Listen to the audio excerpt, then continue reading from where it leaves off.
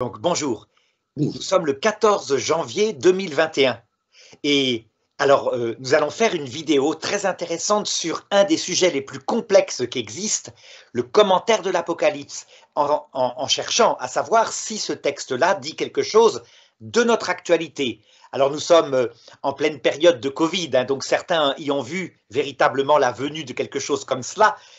Alors je me présente, je m'appelle Arnaud Dumouche, je suis théologien catholique en Belgique et effectivement, je me suis spécialisé sur l'eschatologie. L'eschatologie, ça veut dire la théologie de la fin, donc l'heure de la mort et puis la fin du monde, évidemment. Et alors, devant moi, qui m'a invité avec gentillesse, voici Denis. Ah non, non, non. Arnaud, c'est vous qui m'avez invité. Oui, c'est moi qui suis venu vers vous, tout à fait. Voilà.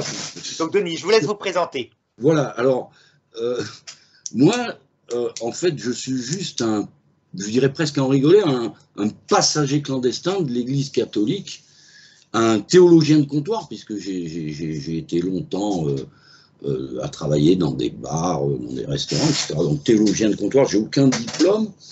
Le seul diplôme que j'ai jamais obtenu de ma vie, c'est le permis de conduire. Et encore, j'ai triché au code, je l'avoue. Et c'est presque plus dur à avoir que le bac, le permis de conduire, maintenant. Presque plus dur, c'est vrai. Non, je veux dire, le bac, ça ne s'obtient pas, il nous le donne maintenant. Oui, il nous le donne, voilà, exactement. Soyons clairs.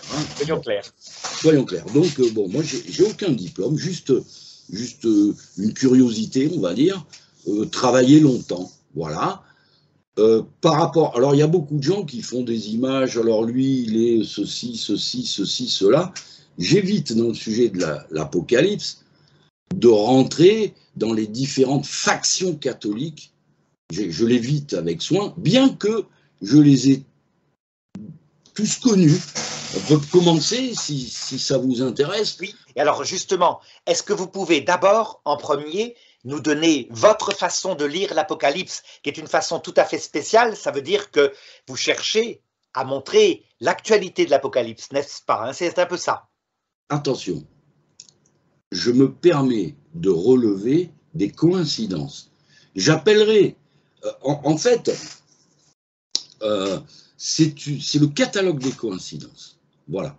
Je dirais que c'est un catalogue de coïncidences que je laisse à l'appréciation de tout le monde. Après, effectivement, on est obligé de rentrer dans un sujet historique, forcément. Donc, je donne des repères historiques qui pourraient aider les gens à situer dans le temps ce qui pourrait arriver. On prend un exemple tout simple. On sait très bien, vous qui avez fait de la théologie, je ne sais pas comment ça se passe. Comment ça se passe maintenant les études de théologie? C'est dans des facultés, c'est dans des séminaires, c'est comment? Moi, je les ai faites auprès de la communauté Saint-Jean, mais il y a longtemps. Je suis en fait un vieux, et donc j'ai commencé en 83. Ensuite, j'ai prolongé jusqu'à des diplômes, mais il faut savoir que la théologie, elle est en crise dans l'Église catholique. Et moi, comme vous, Denis, je me suis beaucoup intéressé à revenir aussi au père de l'Église. J'aime beaucoup, comme vous, Origène, qui est, on peut dire, le grand exégète, celui qui a inventé la manière de lire l'Écriture, justement, pas que au sens littéral, parce qu'il y a des sens spirituels. Non, et puis, attention, je coupe une seconde. Je coupe une seconde parce que, justement, on va parler de Saint Jérôme, justement, qui est pour moi, je veux dire, la Vulgate est indiscutable. Elle est indiscutable. Est-ce que vous l'entendez de la même manière? Non, non, la Vulgate, pour moi, est une mauvaise traduction qui a été améliorée après. C'est pour ça qu'on se sert maintenant de la Vulgate nouvelle, la Vulgate réformée par l'Église à partir du XVIe siècle. Mais c'est très intéressant. Pour moi, personnellement, j'ai toujours plein de traductions. Parce que je ne maîtrise pas le grec à fond ni le latin. J'ai une série de Bibles dans mes placards. J'en ai toute une bande que j'achète parfois chez Emmaüs, la Tob, la Bible Hostie, la Bible de Jérusalem, etc. La glaire, forcément. Par exemple, et ce qui permet à ce moment-là de s'approcher du texte original, mais qui est compliqué, puisque une partie de la Bible a été écrite en hébreu, une partie en grec, et tout le Nouveau Testament est écrit en grec. Mais je crois qu'on peut tout à fait, sans avoir besoin d'avoir fait des études aussi précises en langue, on peut tout à fait avec la foi de l'Église interprétée. Et donc, vous vouliez donner, et partir d'un exemple, je crois, hein, c'était l'Apocalypse au chapitre 9, les trompettes. Vous aviez vu des coïncidences là-dessus, n'est-ce pas? Oh, j'en ai vu beaucoup. J'en ai vu beaucoup. Je prends un exemple. L'idée, Denis, ça serait que non, mais je choisis... vous donnez très simplement votre lecture et moi je vous dirai ce que j'en pense avec la théologie et comme ça on pourra faire une discussion qui sera très intéressante pour tout le monde. Alors, pourquoi je choisis celle-là? Parce que dans l'explication de texte, donc qui date de 1860 à peu près, ils disent cette sixième plaie, marquée par l'ouverture du sixième sceau, regarde les temps qui doivent venir après nous. Comme il s'agit d'événements futurs que nous ne connaissons pas, il n'est pas possible d'en faire l'application. Le champ est ouvert à toutes les conjectures. C'est pour ça que je viens sur ce verset-là par rapport à ce commentaire dans ma Bible. Et donc... Alors le sixième sceau, c'est un texte un petit peu différent. C'est pas l'Apocalypse chapitre 9. La sixième trompette, j'ai dit. Sixième trompette, d'accord. Donc sixième trompette, c'est exactement le verset combien? Apocalypse chapitre 9, verset 14. 14, vous partez du verset 14, d'accord. Alors je vous laisse, allez-y. Alors le sixième ange porte en trompette, relâche les 4 anges déchaînés sur le grand fleuve Euphrate. Je vous laisse commenter. Non, je reprends mon texte parce que je préfère m'en inspirer un petit peu. Et il dit au sixième ange qui avait la trompette, délier les 4 anges qui sont liés sur le grand fleuve Euphrate.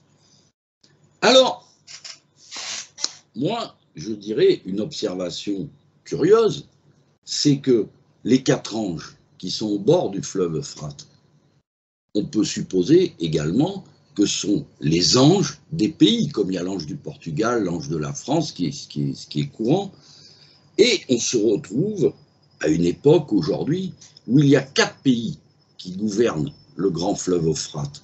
C'est la Turquie, la Syrie, l'Irak et l'Iran par le Châtel-Géride. Donc on a bien 4 pays.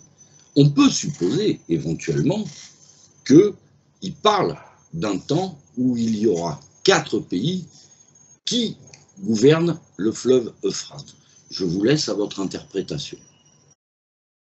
Alors, donc là, voilà, manifestement et nettement, vous regardez avec ce texte-là les coïncidences qu'il y aurait avec la guerre du Golfe. Et puis, non, on n'y est pas encore là, on n'y est pas encore.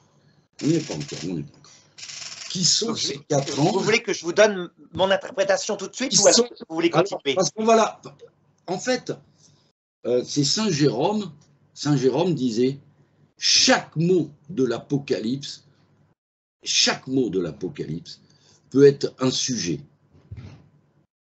Donc, chaque mot étant important, délier les 4 anges qui sont liés, des anges liés, attention, hein, sur le grand fleuve de l'Euphrate. Moi, je vous dis, moi, je regarde ce texte, je dis, tiens, 4 anges, 4 pays, mais des anges liés, c'est peut-être parce qu'on est dans un pays musulman. Voilà, je vous ai commenté mon premier verset. D'accord, je vous réponds, c'est à moi? Oui. Alors, regardez, je ne suis absolument pas contre cette interprétation, hein, bien sûr. Je ne suis absolument pas contre, parce que ce texte-là, volontairement, est symbolique de manière à pouvoir s'appliquer à tous les temps et à tous les lieux. Ça veut dire que, en fait, regardez un petit peu maintenant l'énormité, la largeur, la plus grande largeur de ce texte-là. Le fleuve Euphrate apparaît en premier lieu dans l'Écriture, dans le texte de la Genèse, chapitre 2, dans le Jardin d'Éden. Il y avait 4 fleuves qui sortaient du Jardin d'Éden, le Tigre, le Phrate, etc., puis le Pishon, etc. Donc 4 fleuves sont cités. Ce qui indique, quand on regarde un petit peu l'histoire d'Adam et Ève, que ça signifie, dans un premier sens profond, l'âme humaine, avec les 4 sources de vie qui peuvent être dans l'âme humaine et qui font que ça nous lie à Dieu. D'ailleurs, quand l'homme et la femme seront enlevés du paradis terrestre... Attendez. Oui.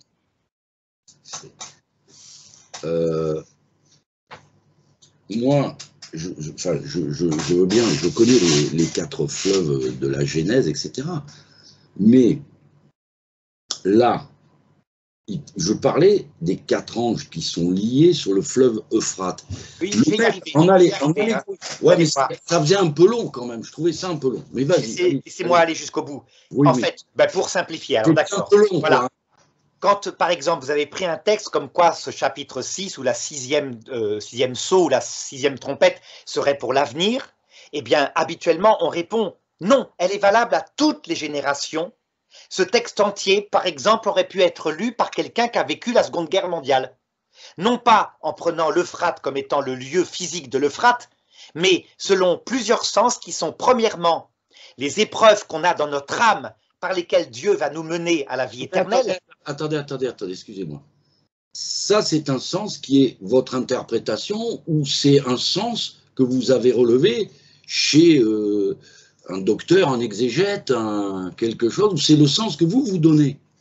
En fait, ce que je vous dis, c'est que en suivant les pères de l'Église, dont Origène, ce texte-là, qui a le sens que vous dites, oui, le sens actuel, donc avec les événements actuellement au Proche-Orient, ce sens-là n'est qu'un sens pour notre génération en ce moment, mais que le texte est bien plus large, qu'il est valable pour tous les temps et pour tous les... Attendez, je termine, hein, je vous expliquerai. Pour tous les temps et pour tous les lieux selon 3 niveaux. Premièrement, notre purification individuelle, l'Euphrate alors étant le symbole d'une source de vie qui sort de notre cœur et qui peut être enlevée un certain temps. Nous sommes conduits au désert un certain temps pour nous purifier. Ça peut être valable pour chaque génération. Ça veut dire qu'à chaque génération, prenez la génération de mai 68 par exemple, qui est actuellement en train de vieillir, eh bien le fleuve Euphrate, la grande épreuve est en train de leur arriver avec ce coronavirus qui est pas très grave, mais pour eux qui se sont passés de la religion, c'est gravissime puisque ça signifie qu'ils vont bientôt mourir. Je veux dire, bientôt mourir dans le sens qu'ils ont 75 ans, et donc ça leur rappelle ça. Arnaud. Attendez, je termine, et puis après je vous laisserai parler. 3e niveau de sens pour l'humanité tout entière. L'humanité tout entière et sa fin. Donc ce verset que vous prenez, je ne m'oppose pas du tout au sens que vous donnez, mais pour montrer qu'évidemment, il est beaucoup plus large. Voilà, je vous laisse parler. Oui, non, mais en fait, parce que j'essaye d'aller court. Donc après, il dit, aussitôt on délia ces 4 anges qui étaient prêts pour l'heure, le jour, le mois et l'année, où ils devaient tuer la 3e partie des hommes. Donnez-moi votre sens, s'il vous plaît, je vous donnerai le mien après. Alors, parce qu'il y a plein de sens, vous avez vu chez moi, pour par exemple, l'application à nous-mêmes, individuellement, par exemple, à vous, Denis, à un moment donné, Dieu va retirer de votre âme la paix, il va vous livrer à quelques épreuves, ce n'est pas pour vous perdre, mais c'est pour façonner votre cœur en vue de la vie éternelle. Et tout d'un coup, vous rentrerez dans l'épreuve, par exemple, de la vieillesse, ou de la maladie, ou de l'agonie. Ça, c'est valable pour vous, et pour moi, pareil. Hein. Attendez. Donc, vous, c'est votre interprétation de « aussitôt on délia ces 4 anges qui étaient prêts pour l'heure, le jour, le mois et l'année, où ils devaient tuer la 3e partie des hommes ». Donc, je traduis en sens individuel. Là, je termine, hein, Denis. On donna la possibilité aux anges, pour Denis, de lui retirer, etc., etc., et 1/3 de sa vie perdit son sens. Il se trouva dans une épreuve intérieure et il ne comprit pas. Et ceci se passe soit en cette vie, soit dans le purgatoire, dans l'autre monde. Mais le but, nous le savons par le Christ, c'est de façonner en vous une âme pauvre. Maintenant, attendez, je n'ai pas terminé. Hein. Regardez, si on l'applique aux générations, prenez la génération de 14, la guerre 14, eh bien, ce moment est arrivé quand la guerre a été déclarée. Et 1/3, au sens à la fois spirituel et matériel, 1/3 des soldats de 14 ont appris dans leur souffrance ce que je viens de vous dire, leur pauvreté, leur humilité, son sortir de leur nationalisme, etc. Et puis vous pouvez l'appliquer pour le monde entier qui connaîtra une épreuve finale, c'est ce que dit le catéchisme au numéro 676. Donc toujours pareil, c'est la clé, l'explication de la souffrance qui frappe tout ce qui passe sur la terre. Arnaud, excusez-moi, je veux vous dire, est-ce que vous pouvez faire plus court? Parce que moi, je vais vous répondre de façon plus courte. Allez, et ce qui fait que vous voyez ce que je veux dire? Moi, je ne veux pas servir de faire valoir à qui que ce soit, mais je trouve que vous êtes un peu long. Et comme plus court, je vous le dis en 3 mots. Voilà. Sens individuel, sens pour chaque génération, sens pour le monde entier. Tout passe par certaines souffrances envoyées par les anges. Voilà, ça, voilà. On est plus près de votre sens allégorique, mystique, tropologique. Donc, eh bien moi, quand je lis ce texte, je me souviens qu'il y a eu une guerre sur le bord de l'Irak, que tout le monde connaît, que le jour où il y a eu cette guerre, il y avait un George Bush père qui nous a dit en même temps, c'est à partir de maintenant que nous allons faire un nouvel ordre mondial. Ça, c'est un fait historique. George Bush père annonce la mise en place du nouvel ordre mondial juste avant la guerre d'Irak. Et, curieusement, on se dit, mais pourquoi il insiste sur l'heure, le jour, le mois, l'année? Moi, dans ma tête de théologien de comptoir, je me dis, mais pourquoi il insiste comme ça? Et il s'avère, figurez-vous, que pendant la guerre de 91 et le temps avant la guerre, et l'invasion du Koweït, et la fausse vidéo montée pour trouver un prétexte sur les pouponnières au Koweït, les Irakiens, les grands méchants, on connaît la méthode américaine, le camp du bien, l'axe du bien et l'axe du mal. Bon, bref. Mais le monde entier a vu. Moi, j'y étais, et vous aussi, vous y étiez. La résolution 678 de l'ONU. Vous vous en rappelez pas? Absolument, je vous laisse développer. Je me rappelle tout à fait. Hein. Et donc, je vous laisse développer ce sens-là que vous donnez. Allez-y. La résolution 678 disait « On attaquera l'Irak le 15 janvier 1991 à 0 heure. » On attaquera l'Irak le 15 janvier 1991. On a bien l'heure, le jour, le mois et l'année. C'est quand même un hasard, vous me l'accorderez, mais un hasard quand même qui mérite une petite méfiance. Une petite méfiance. Oui, quand même, c'est étonnant. Donc, on continue. Bon, exterminer la troisième partie des hommes, effectivement, ce n'est pas encore arrivé. Donc, je m'abstiens sur cette partie, mais Saint Jean nous donne une autre petite indication, et le nombre de cette armée de cavalerie était de 200 millions, car j'en entendis le nombre.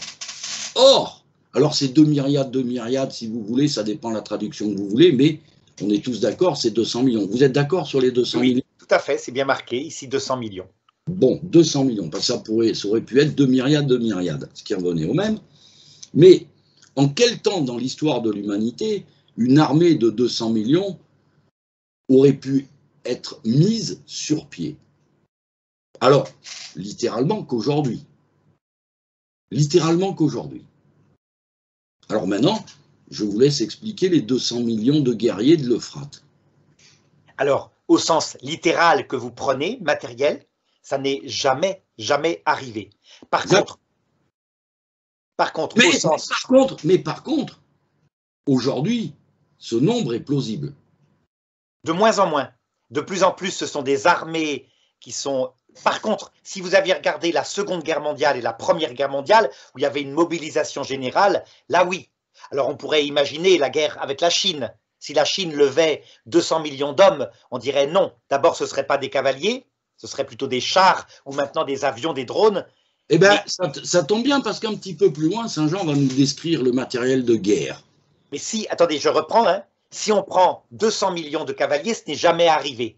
Parce que voilà, l'humanité n'a jamais été aussi pleine que ça, et même la Seconde Guerre mondiale ne mobilise pas autant de gens. Par contre, d'un point de vue du sens profond, valable comme je vous l'ai dit, on voit bien qu'il y a ici une puissance incroyable. Excusez-moi, je suis obligé de vous arrêter de suite, puisque vous dites que ce n'est pas possible 200 millions de guerriers de l'Euphrate.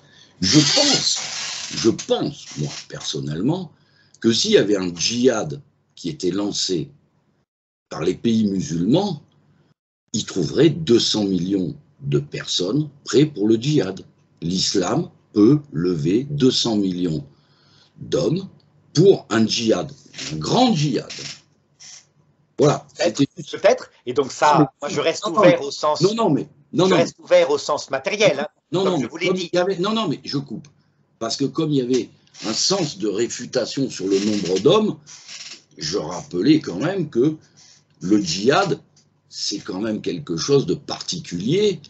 C'est-à-dire qu'il y en a qui vont s'engager dans le djihad, mais qui vont aller se promener et se faire sauter une bombe au milieu d'un marché ou une voiture, mais c'est pas parce qu'ils ne sont pas sur la ligne de combat qu'ils ne sont pas dans la djihad.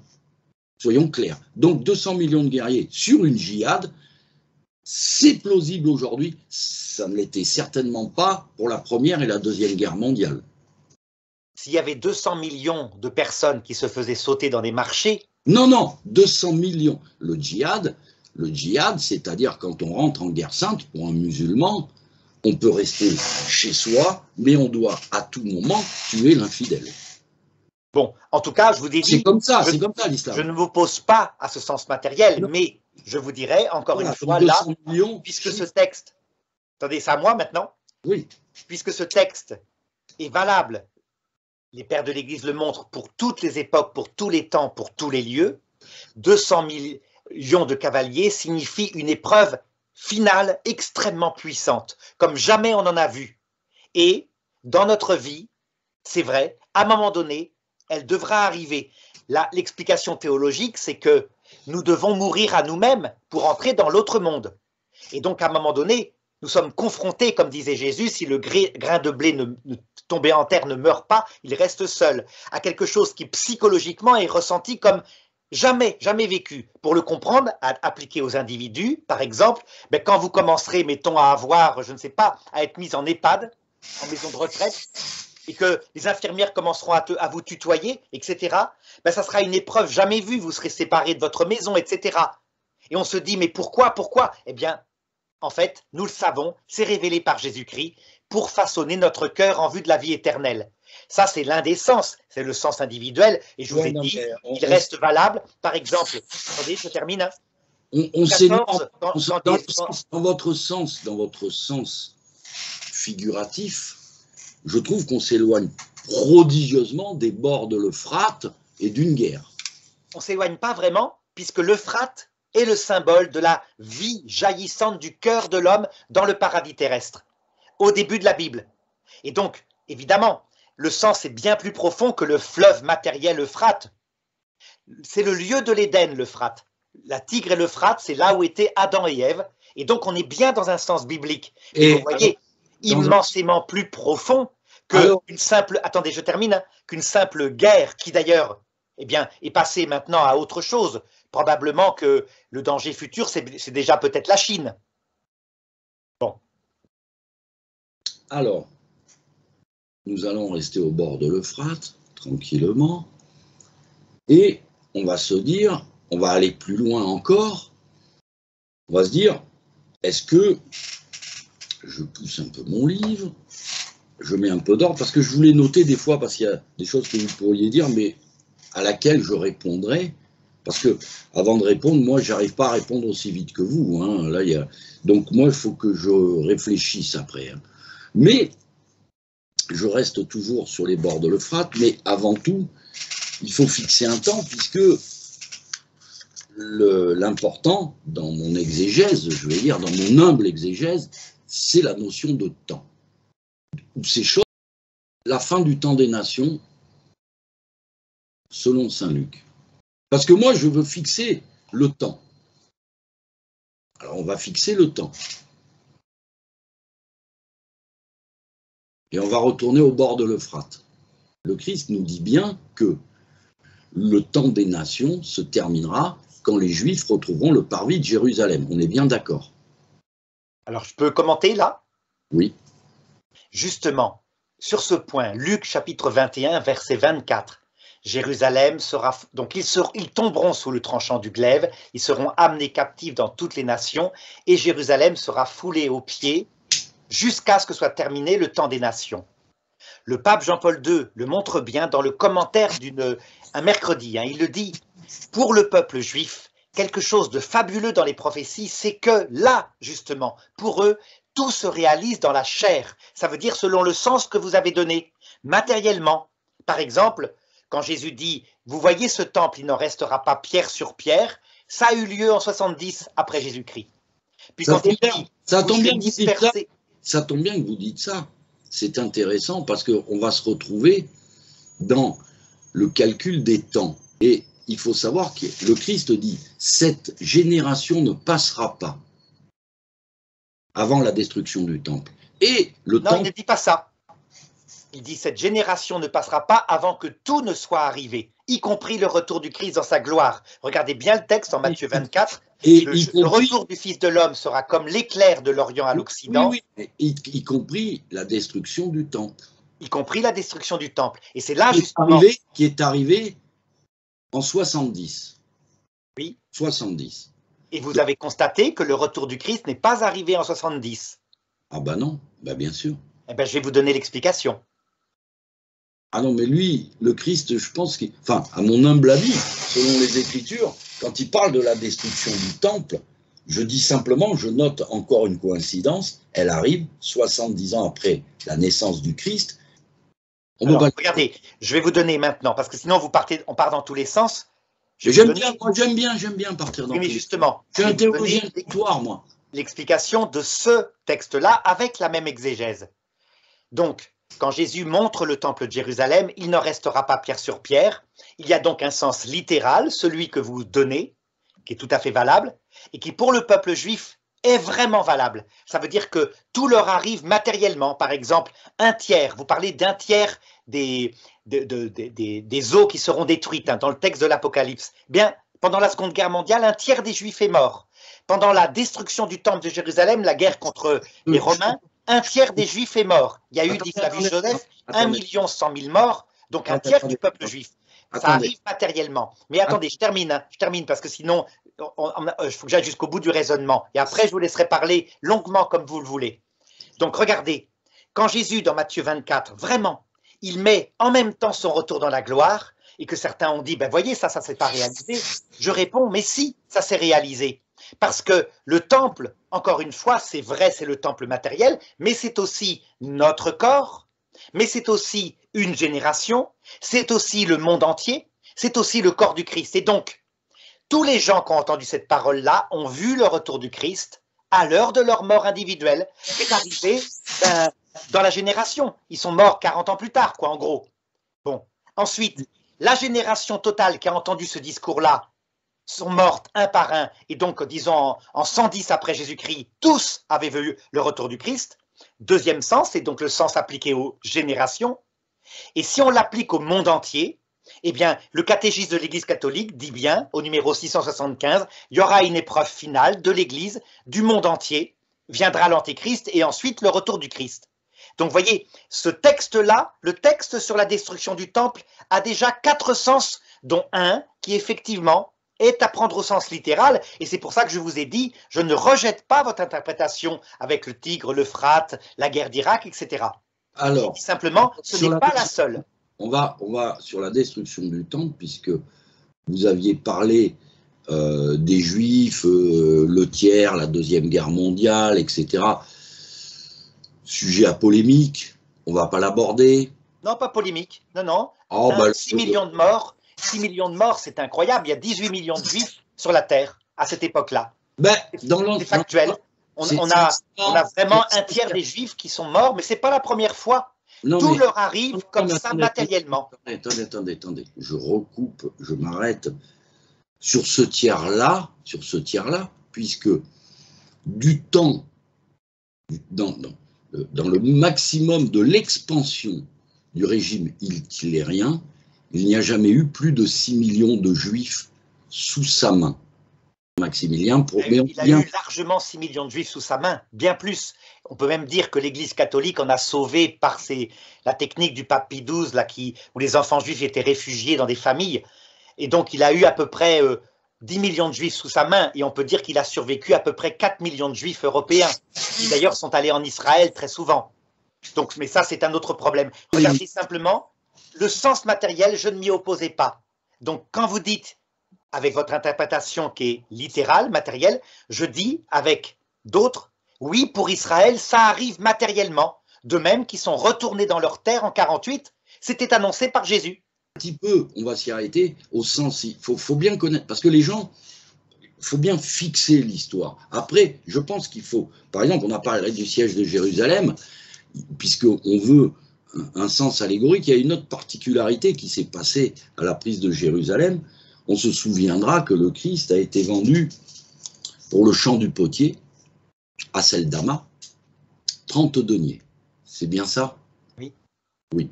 À la prise de Jérusalem, c'est cité par Flavius Joseph, il se vendait 30 juifs pour un denier. Il faut se méfier de la colère de Dieu. Il faut s'en méfier.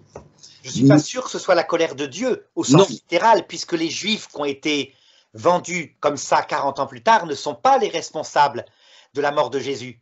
Ce sont leurs fils ou leurs petits-fils. C'est plutôt, il faut se méfier. Vous oubliez que quand même les Juifs ont dit que son sang retombe sur notre tête et celle de nos enfants. Est-ce qu'ils l'ont dit ou pas? Non, c'est les autorités du Sanhédrin qui l'ont dit, et je réponds. Et tout le peuple l'a dit? Non, pas tout le peuple. Ah. Le peuple était mis. Pourquoi est-ce que le procès a eu lieu durant la nuit? Parce qu'ils avaient peur des Juifs, dit textuellement les évangiles. Le peuple était divisé. Un tiers des Juifs, pense-t-on, est devenu chrétien. Donc notre Église est une Église. À quelle heure Ponce Pilate fait l'échange? Au moment, il faut prendre l'horloge de la Passion, au moment où le Christ est présenté en échange de Barabbas, c'est bien à ce moment-là que les Juifs disent que son sang retombe sur notre tête et celle de nos enfants. Est-ce que... Non, pas les Juifs. Encore une fois, les clients du Sanhédrin, ça veut dire une petite foule, qui était peut-être leurs dépendants, qu'ils avaient réunis pour faire une émeute. Il faut bien être précis. Le peuple juif, dans son ensemble, c'est un peu comme l'image, encore une fois, de ce que nous sommes. Il y a en nous une partie qui est méchante, effectivement, nous avons en nous une partie orgueilleuse, il y a en nous une partie qui est juste, donc des gens comme le bon larron, qui était juif, et qui disait « Regarde Jésus, tu n'as rien fait toi ». Et c'est bien un juif, lui. Et puis il y a une partie en nous qui est sainte, qui connaît, qui sait que Jésus est le Messie, représenté par les juifs comme la Vierge Marie, Sainte Marie-Madeleine, etc. Donc le peuple juif, encore une fois, c'est l'image de l'humanité. On ne peut pas dire le peuple juif a crié à mort, mais une partie, attendez, je termine, une partie de nous-mêmes, qui sommes l'humanité, donc dont le peuple juif est l'image, crie tout le temps et même maintenant à mort le Christ. On n'en veut pas. Saint Dismas, il reçoit une grâce particulière. Et ce sont des juifs. Ça veut dire que vous comprenez, le peuple juif est bien eschatologiquement l'image de l'humanité tout entière. Ah oui, dire le peuple juif a tué Jésus, ça serait oublier, comme le dit le pape Jean-Paul II, que c'est nous, par notre péché, qu'avons tué Jésus. Le peuple juif matériellement l'a fait, mais les Romains aussi. Et donc, voyez, encore une fois, qu'il faut distinguer le sens matériel et la signification spirituelle de tous ces textes-là, qui parlent non seulement de notre salut, parce que nous sommes, par notre orgueil, le peuple juif orgueilleux, mais nous sommes, par notre humilité, le bon larron. Alors, on revient, parce qu'on est parti loin, et puis entre-temps, j'ai noté un petit mot que vous avez dit, qui est très juste. Donc, Saint Dismas, entre autres, si on se réfère à Monseigneur Gaume, vous connaissez Monseigneur Gaume, qui a fait le livre sur le bon larron, qui a fait un livre sur le bon larron, et qui raconte, parce qu'il y a des textes apocryphes, il y en a plein, hein. Les gens croient que l'Église veut cacher les textes apocryphes, ce qui est faux, elle n'a jamais rien caché, l'Église, et on sait par la tradition, ça se dit même dans les pères de l'Église, que c'est Saint Dismas qui a protégé le Christ, les brigands que le Christ a rencontrés dans sa fuite en Égypte, c'était Saint Dismas. C'était Saint Dismas, et curieusement, puisqu'il faut quand même parler aussi des grâces que peuvent donner Dieu, et extraordinaires, et là je suis obligé de m'arrêter à Saint Dismas, c'est un personnage extraordinaire. Je préférerais que vous restiez sur l'Apocalypse, donc sur notre sujet. Non mais, puisqu'on s'est un peu déboîté et qu'on va aller dans les préfigurations.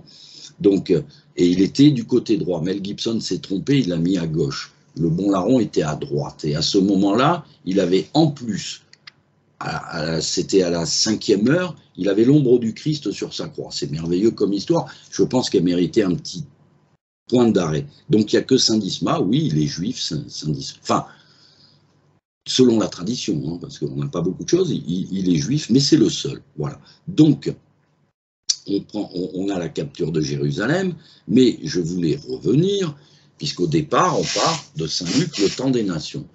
Alors, le parvis de Jérusalem, eh bien, ils l'ont pris à la guerre des 6 jours. Ils ont pris le parvis à la guerre des 6 jours. On est bien d'accord, ils ont pris Jérusalem pendant la guerre des 6 jours, les Juifs. Oui, mais pas entièrement. Ils n'ont pas pris l'essentiel, le cœur du cœur, le mont du Temple, là où il y a la mosquée, donc la mosquée au dôme doré. Ce qui veut dire que cette prophétie de Jésus, la fin du temps des nations, dont le pape Jean-Paul II dit, ce sera effectivement quand les nations sous forme de France, de Belgique, etc., disparaîtront au profit du mondialisme, n'est pas réalisé. Par contre, comme ce sont des prophéties, là pour le coup, qui sont matérielles, puisque le peuple juif, tout lui arrive dans sa chair, il est une prophétie comme ça, eh bien, le jour où, probablement, eh bien, le temple de Jérusalem sera de nouveau un temple juif à l'endroit prévu, en même temps, on verra disparaître l'organisation mondiale du monde sous forme de nation au profit d'un mondialisme. Voilà, sans doute. Mais là, pour le coup, hein, vous voyez, c'est un sens sur lequel je suis très prudent. Non, mais excusez-moi. La disparition des nations, vous avez dit, n'est pas encore réalisée. Oui. Vous l'avez dit. Elle est loin d'être réalisée d'ailleurs. Ah bon? Elle remonte en ce moment. Les nations se remettent en place et toute la geste depuis 50 ans de mai 68. À quel moment? Je vais donner ma conclusion parce que c'est vrai que le débat était très intéressant mais a duré un peu. Donc si je reprends finalement par rapport à l'Apocalypse, je dirais je ne refuse pas du tout le sens matériel, littéral que donne Denis. Bien au contraire. Je dis simplement c'est un des sens qui est par exemple très valable pour le peuple juif. C'est vrai, eux, tout leur arrive comme cela. Et donc c'est intéressant, on a donc une série de prophéties jusqu'à la fin du monde qui donnera les choses. Mais le texte de l'Apocalypse, s'il est symbolique, c'est exprès parce qu'il a plein de sens. Et donc pour reprendre l'histoire donc de la Révolution française, on voit bien que c'est un événement provoqué par des forces qui sont bien plus que des tireurs de ficelles, donc des complotistes, même si on le voit dans l'Apocalypse, il y a Dieu qui est à la source de tout ça. Il laisse faire l'humanité. Donc, on a les guerres de religion qui vont aboutir par réaction à la Révolution française. La Révolution française est une réaction au massacre des guerres de religion. On ne veut plus des dogmes qui sont considérés par les anti-religieux comme tuants.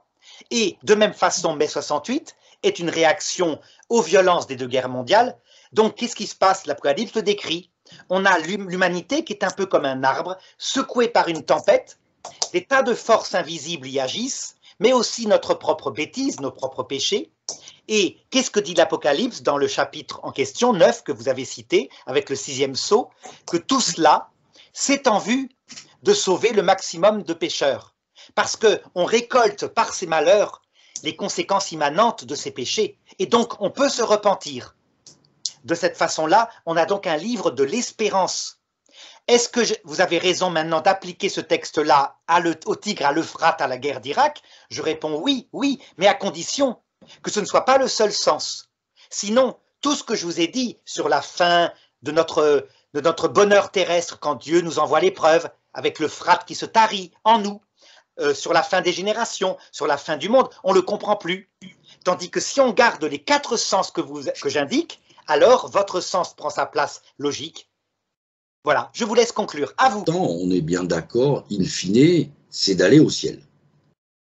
D'ailleurs, l'Apocalypse, c'est également un message d'espérance, il ne faut pas l'oublier, parce qu'à la fin, il y a les consolations. Bon, mais avant, il y a quelques épreuves.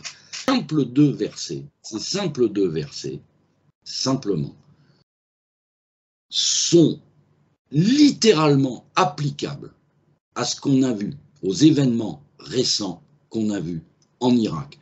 Il y a une unité de lieu, il y a une unité de temps absolument étonnante. Et si vous voulez qu'on continue également sur un autre sujet, c'est la description des engins de guerre par Saint-Jean, et notamment, ce qui est absolument fabuleux, c'est sa description des conséquences d'un bombardement atomique. Ça va. Donc voilà, on a bien compris. Hein. Vous prenez l'Apocalypse vraiment comme cela. Et moi, je vous ai montré comment. Et je crois que nos auditeurs auront vraiment de quoi se faire une idée très bien. L'illusion était très bonne. Et donc, merci beaucoup, Denis. Hein. Vraiment, on a à peu près tout dit. Et je vais donc monter la vidéo. Vous me direz si elle vous va.